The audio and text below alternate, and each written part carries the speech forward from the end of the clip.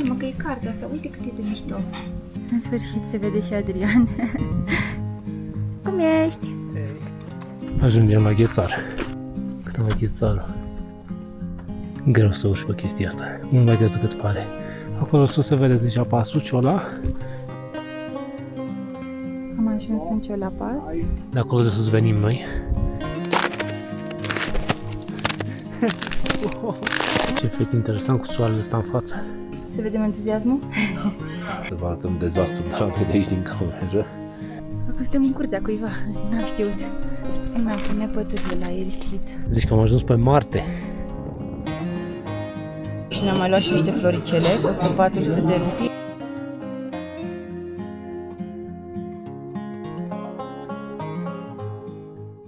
Uitați ce peisaj fain avem noi pe geam, că nu știu dacă vi l-am arătat aseară. Și pare că iese soarele.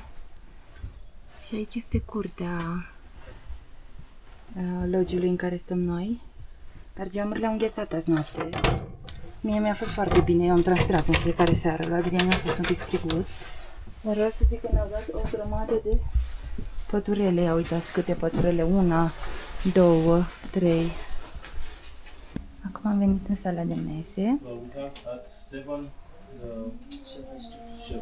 Am comandat 2 șerpasturi și au fost drăguți cum le fac. Avem camera 106. Și uitați cât de fain e locul ăsta. Și vreau să vă arăt că aseară nu vreau să mai merg la somn. M-a prins foarte tare cartea aceasta. Foarte fain scrisă. Este despre un alpinist din Slovenia. Foarte interesant. Dimineața, Adrian. De dimineață. Are soarele în față. Ia uitați, ne-au adus oamenii ăștia de dimineață. Că am cerut șerpastucă. Am zis că pâine cu prăjită o luăm și acasă. Mai ales că noi nu mai mâncăm ouă. Și oamenii au înțeles. Ia uitați ce bine arată. Iam. Și ne-au adus aici un sos super picant. Și ne-am comandat un hot pot, care pare mai mare ca ăla de ieri. Da. Dar sigur l-ai luat pe la mic? Eu așa știu. Hai mă, că e cartea asta, uite cât e de mișto. Ca aseară, aseară nu vreau să mă mai las din mână. Haideți să vă prezint o carte faină. Este despre Thomas Humar, un alpinist din Slovenia. Și e despre viața lui. Super fain. M-a prins.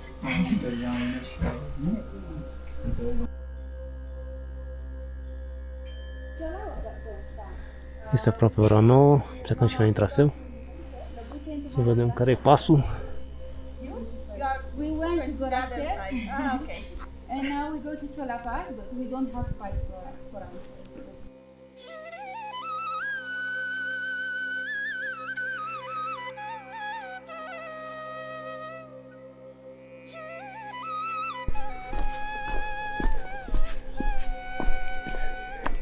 În sfârșit se vede și Adrian. Cred că a stat să filmeze sau ceva. Eu m-am dus mult mai în față. Nu știu, mă simt super energică azi. Îmi vine să alerg pe aici. Sper că și el se simte bine. Ce bine că nu mai bate vântul. Nu prea pot să vorbesc că eu am o durere în gât destul de rea.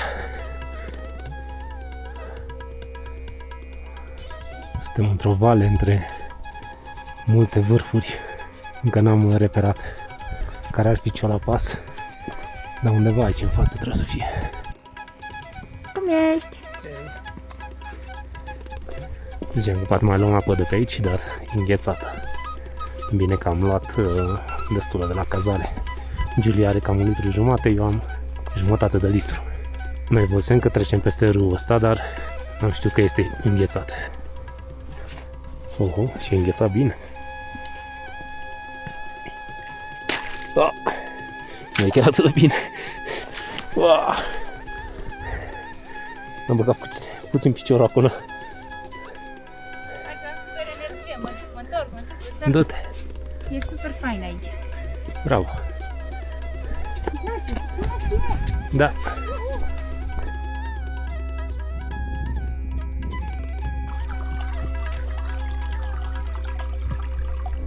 Pare că mai vin 2 oameni în spatele nostru. Aici avem râu înghețat, în care am mai luat și noi niște apă. După de desubt, dacă spargi gheața, curge apa. Nu știu dacă se vede Iulie acolo mult în față. Am 300-400 de metri în față. Adrian a rămas un pic în urmă. Vedeți să vedem puncticele acolo care vine. Dacă până aici a fost o urcare mai ușoară, acum începe urcarea abruptă. De acolo din vale venim.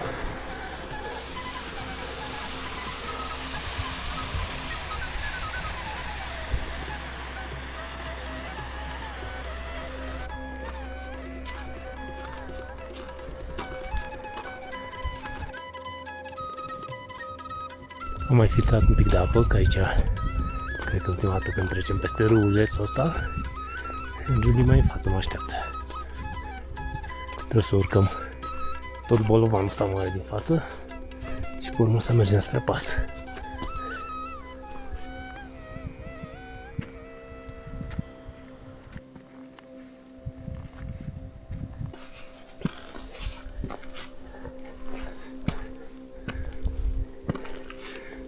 Că mai avem și o porțiune de odihnă.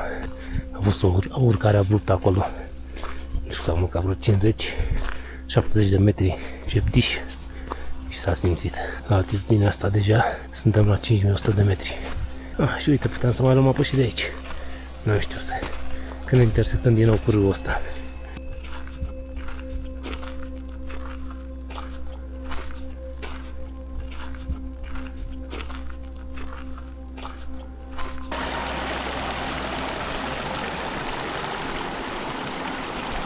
Ajungem la Ghețar. Wow, ce mare e. Și cred că pasul e ăla acolo, în mijloc. Sus. Ia să vedem. Se pare că trebuie să mergem direct pe Ghețar. După oamenii din fața și-au luat. Ce frumos e Ghețarul.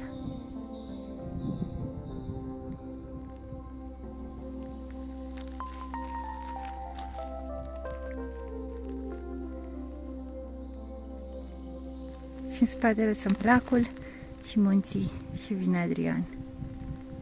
Cât am Ghețarul.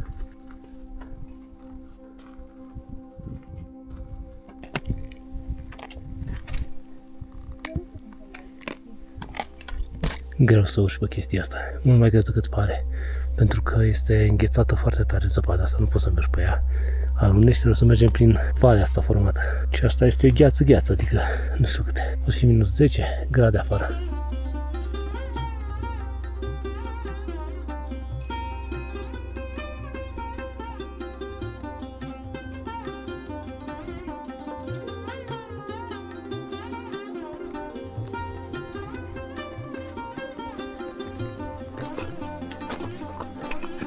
Acolo sus se vede deja pasul ăla. Mai avem o pantă abruptă pe gheța asta și ajungem.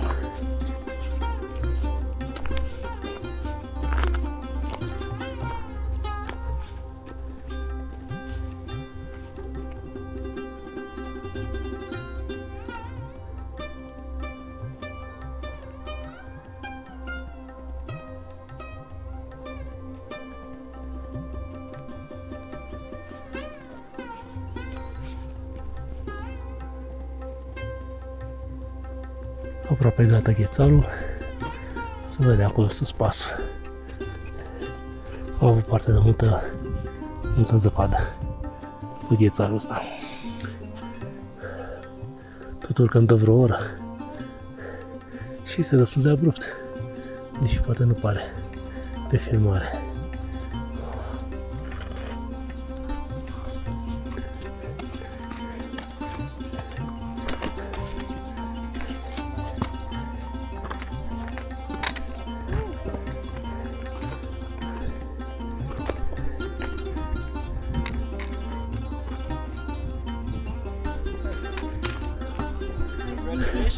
Thank you. Am ajuns în Ciolapas. Aici am găsit inclusiv prize, dacă vedeți, e incredibil și chiar încarcă cu fast. Așa arată view-ul de pe partea opusă. Pe aici vom coborî pe la aceste cabluri. Deja aici nu mai e periculos, nu mai e gheață. Și acolo e Ghețarul, pe unde am venit noi. Am traversat pe tot, fără gheruțe, doar cu pețe de trekking. Și a fost super ok. Avem noroc de vreme bună, îmi pare rău pentru Adrian că îl doare capul, eu mă simt foarte bine. Nici nu se putea o zi mai frumoasă de atât, fără vânt. Oamenii se duc spre Zongla și spre Hells Base Camp, de unde venim și noi, un grup de 5 oameni. Se traverseze acum Ghețară, am vorbit puțin cu ei, am zis că au făcut și ei pasul ăsta Ciola și le-a plăcut foarte mult, doar un pas fac. Și că au fost la Gopio, unde le-a plăcut mult de tot. Aici Adrian are rău de altitudine, din păcate trebuie să coborâm. Avem free charging, which is wow. Și ia uitați ce view fain,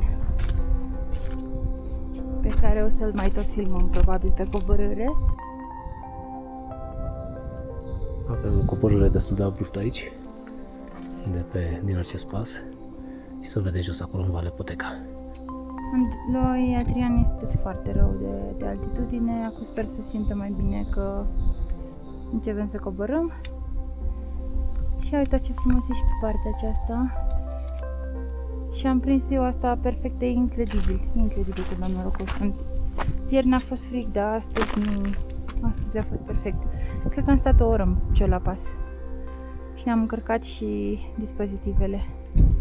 Am coborât destul de mult de acolo din vârf. E destul de tehnic traseul, dar se poate face cu atenție. Urmează să mai coborâm în valea aceasta. S-a lăsat ceața și vom merge undeva în direcția aceea, dar nu se vede. Și o să mai urcăm, coborâm până în sătul nostru. Ia uitați cum au făcut oamenii ăștia.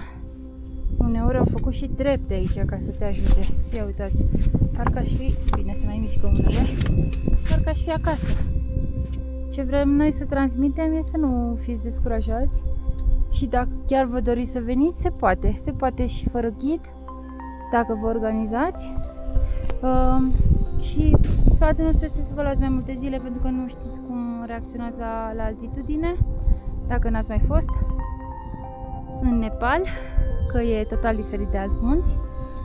Deci se poate, sau cu ghid, și mai bine, dacă aveți buget și dacă vă place să stați liniștiți, să nu căutați cazări.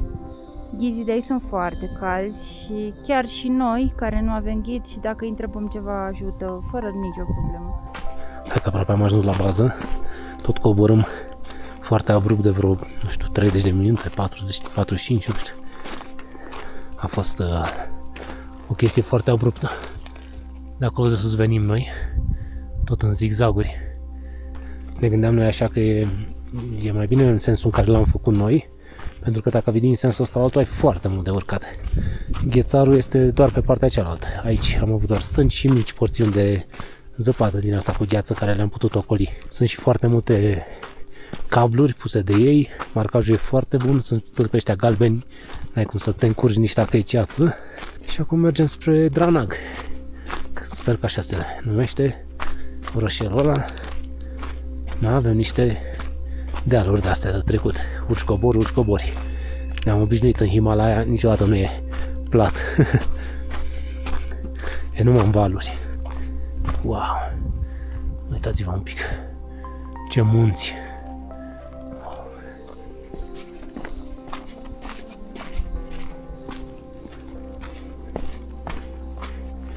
Aceasta este coborârea din Ciola Pas, de acolo de sus. Credeam că s-a terminat porțiunea tehnică, dar pare că tot în pietroaie de-astea mergem. Surprize, trebuie să coborâm în valea asta. Ia să vedem dacă se mai vede în spate pasul de unde am venit noi. E în ceață acum. E foarte bine marcată. Da, foarte bine marcată.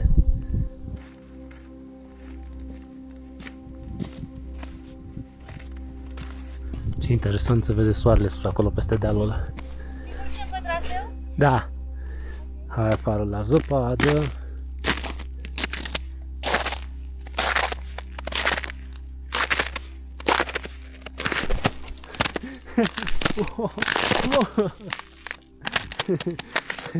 Dacă am vrut să fac o filmare interesantă și era să o fac de tot. Ce râzi, mă, acolo?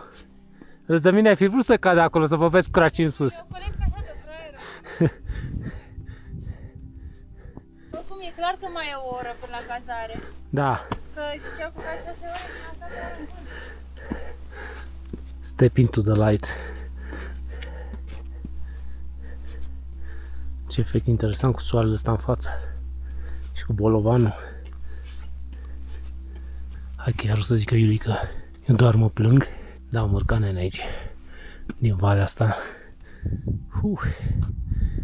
Până în dealul ăsta. Și acolo ar fi pasul pe care am trecut mai devreme. Hai să vedem ce e aici. Pare a fi un vârf, ceva cu stegulețe.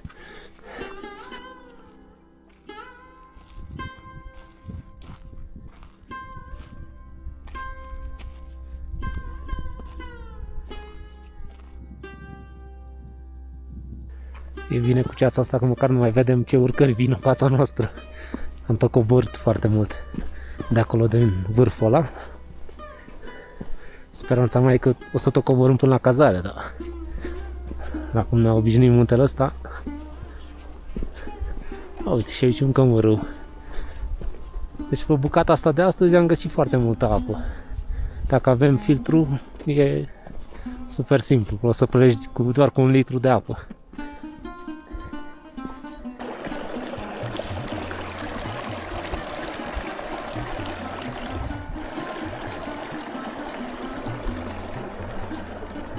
Da, din păcate nu prea vedem aici munți sunt pe aici în jurul nostru, deși sunt niște vârfuri. Ilica a prins puteri. Mă aleargă pe aici.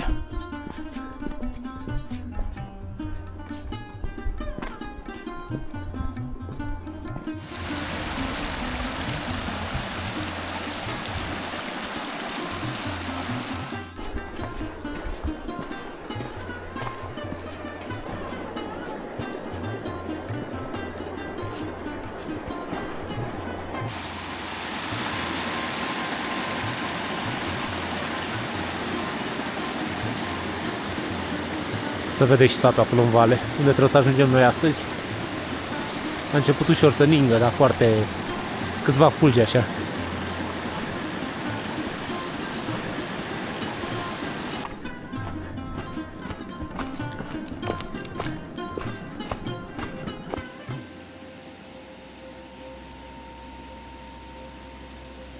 Suntem în Dranag, la Mountain Paradise. Am primit camera 5. Ia să vedem dacă e cineva acasă. Ia. Poftim! Ia uite mă, era cineva în cameră la noi aici. Uite ce cameră faină! Chiar că e faină. Super curată! Iar avem super frumoasă. perna la geam. Oamenii ăștia nu au învățat nimic până acum. Că trebuie să dorm cu capul unde. Cât mai departe de geam. Și aici e curtea interioară, prin care am intrat și noi. Da, arată super bine. Și avem și cuier. Deci arată super bine. Chiar uimitor. Da. Și nu e frig. Și nu e frig. Hai să ne întindem repede sacii Și mergem în sala de și mergem în sala de mese să dăm comandă de mâncare. Nu știu până la cât se dă aici, de obicei se dă până la 5, trebuie să dai comanda.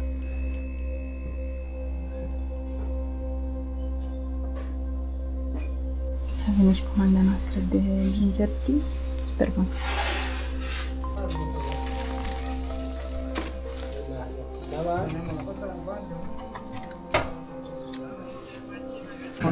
Avem și mâncărica la Cătălina. Am vrut să facem niște poze, să vi le punem aici. De la ceilalți. Am să nu vă duc camera. Și ne-a venit și nouă aici, șerpastru, care arată total diferit și super, super bun. M-am umplut în gură deja. Și aici, dalbatul Adrian. Tradițional dalbat. Ia, să vedem entuziasmul.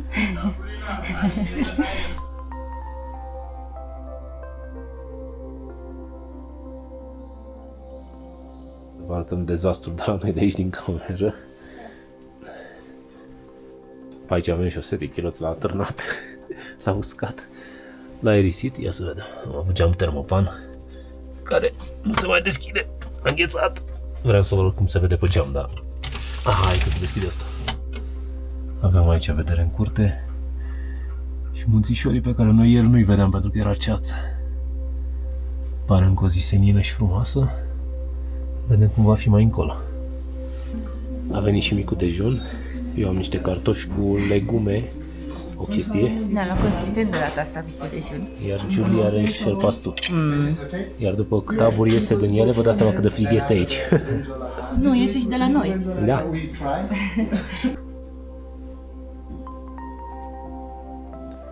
Chili sauce.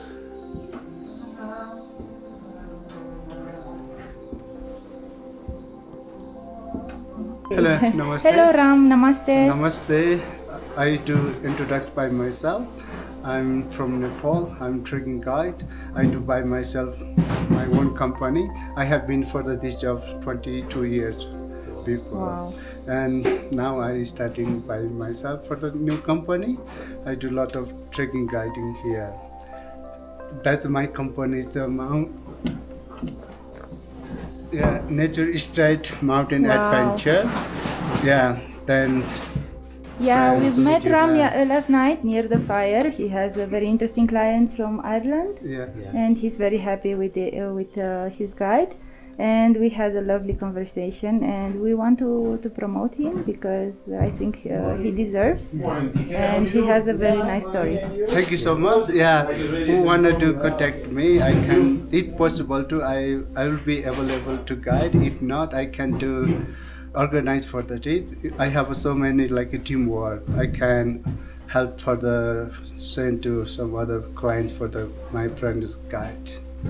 So many experience we have been like together teamwork. Very nice. Thank you so Great. much. Yeah. Thank Thank you. you. Nice to meet you. Yeah. Nice meeting you too, and keep in touch. Yeah, keeping touch. Thank you. We Maybe will- if you come to Romania. Oh, I would like We will- to visit, we will but keep in not easy contact. to like get to visit. Yeah. But I really wanted to visit Yeah. some different country out of the Yes. Nepal. One day, hopefully, it works. Yeah, nice meeting you. Nice to meet you. Thank you.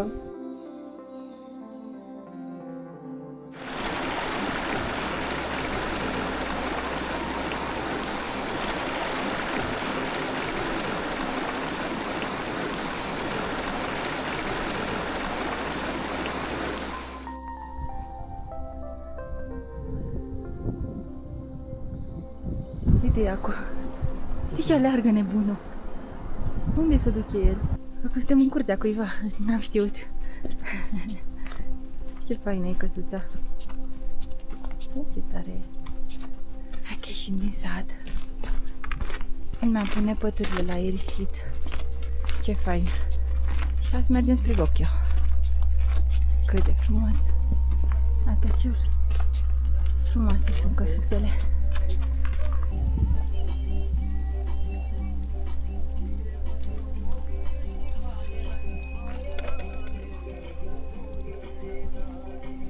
Auzi?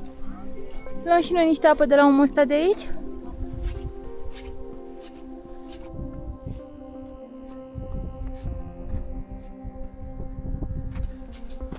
Wow.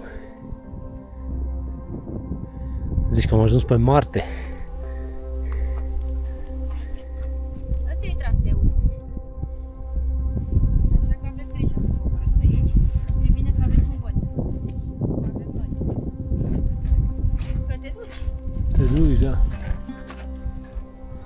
Wow. Ce culoare.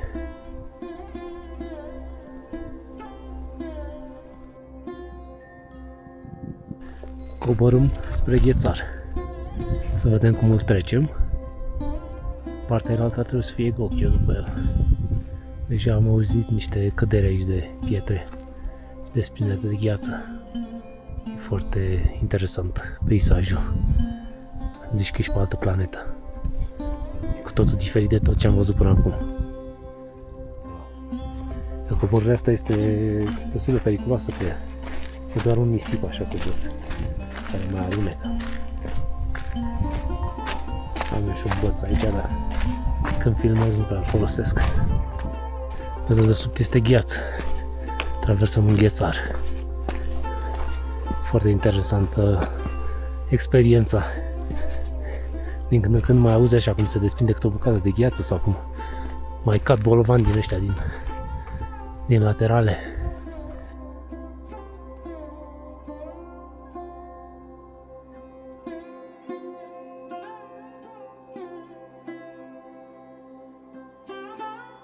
Ne Ne-am mai întâlnit cu un băiat din Elveția acum care zicea că urcă pe vârful Obuce, undeva la 6000 și ceva de metri, 6100 parcă a zis. Am mai schimbat câteva vorbe, câteva impresii. Și acum mergem mai departe pe aici, pe terenul ăsta de pe Marte. Wow, cum poate să arate. Incredibil, nu-ți dai seama pe unde e ipoteca, pe unde, adică dai și tu așa în direcția aia. Wow! Ce peisaj!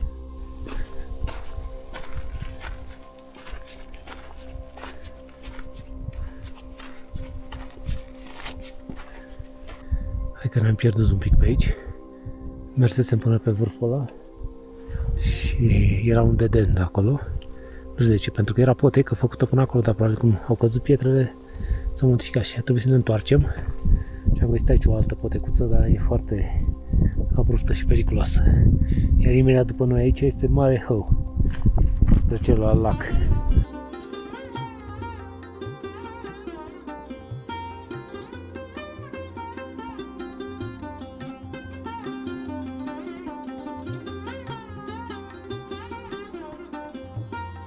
Foarte greu să navighez pe aici, pentru că foarte multe potecuțe sunt cu dead end. S-au surpat pietre și s-au închis și au tot făcut alte potecuțe.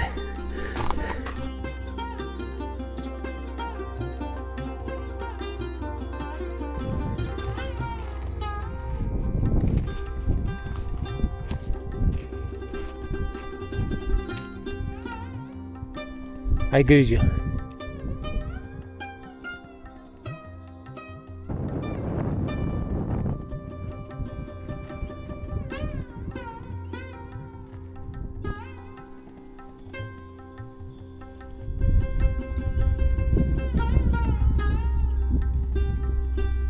Ia uitați-vă de unde venim. Am traversat tot ghețarul ăsta. Cred că de vreo 2 ore tot mergem până el, poate mai mult.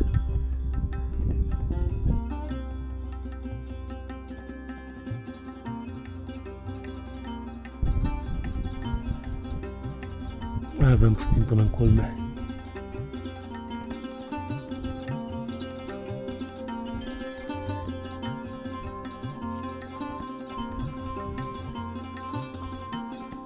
Nu știu dacă se vede, dar urcăm pe o potecuță foarte gustă. Și să riscul tot timpul să desping o piatră din asta până în vale să ajungem. Gata cu ghețarul, am ajuns sus. Încă se mai vede ghețarul pe care am trecut noi. Iar aici, lacul Gokyo.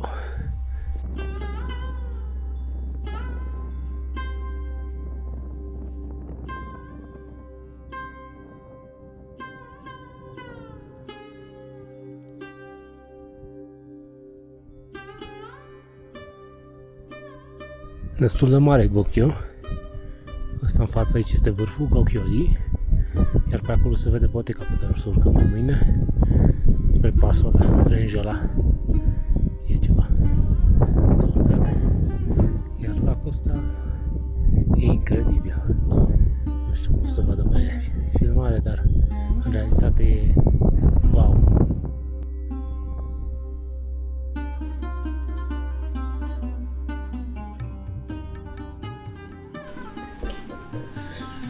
Era foarte soare când am venit și cald. Închide ușa, Iulie, că e frig pe hol. Am primit o cameră foarte faină, ne-a luat termostatele de pe stradă. Noi ne tot plimbam pe aici prin Gokyo și el le-a abordat, a zis dacă vrem să stăm aici. Cam multe geamuri, dar e fain că avem priveliște, nu știu la noapte cum o să fie cu frigul. Și în tavan este, se vede cumva sus. Dar la fel cred că mai este un corp. Da, interesant. E cam cea mai mare cameră care am avut-o de când suntem pe trecul ăsta. Eu am început deja să-mi desfac după lucruri. Ne schimbăm și noi acum cât e cald și să mergem jos să vedem exact ce ofertă au la masă. Sper să nu fie prea scump.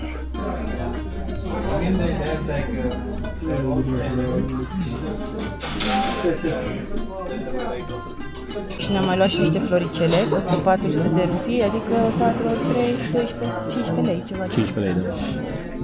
Dar ne era poftă de zile trecute. Da. Stăm lângă foc. Foarte tare. Faină atmosfera aici.